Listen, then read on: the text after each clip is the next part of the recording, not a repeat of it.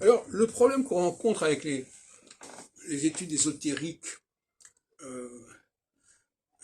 à l'école pratique des hautes études, notamment, la chaire créée par François Secret, puis ensuite reprise par Antoine Fèvre, puis par Jean-Pierre Braque, depuis les années 60 jusqu'à aujourd'hui, eh bien, c'est que,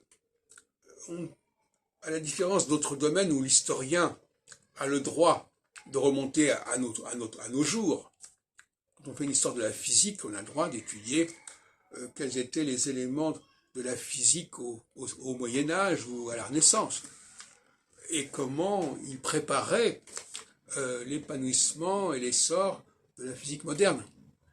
Mais concernant l'astrologie, et pas seulement, c'est un acte qui est interdit. Le chercheur n'a pas le droit de se poser la question de savoir si au XVIIe siècle, comme j'en parle dans mon post-doctorat de 2007, si au XVIIe siècle, il n'y avait pas des éléments de recherche et d'interrogation qui se retrouvent aujourd'hui, ou que l'on peut mettre en évidence aujourd'hui. Comme si l'astrologie était morte et que sa réalité au XIXe et XXe siècle était tout à fait factice et n'intéressait pas l'historien. Donc l'historien ne devrait pas s'intéresser à l'astrologie contemporaine et surtout pas la raccorder avec l'astrologie des XVIe, XVIIe siècles. Voilà, donc c'est ça qui a fait problème pour mon doctorat, pour mon post-doctorat, parce que, en tant que moi-même critique comme un chercheur au XXIe siècle du corpus Nostradamus, je me suis permis de me poser des questions sur ce qui était en germe au XVIIe siècle et ce qui préparait, tout le terme, naissance de la critique nostradamique.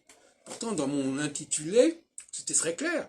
La naissance de quelque chose, c'est-à-dire que c'est quelque chose qui est né au XVIIe siècle. D'ailleurs, à ce moment-là, c'est aussi la naissance de la critique biblique, notamment, avec Spinoza, avec Richard Simon, etc. Et donc, je m'accordais le droit de m'interroger sur la pérennité et la postérité de cette interrogation critique du XVIIe siècle jusqu'à nos jours. Comme on le fait d'ailleurs pour la critique biblique, on a parfaitement le droit, en critique biblique, de relier les recherches de critique biblique du XVIIe siècle avec les recherches actuelles. Mais ça, pour l'astrologie, c'est absolument inconcevable, apparemment.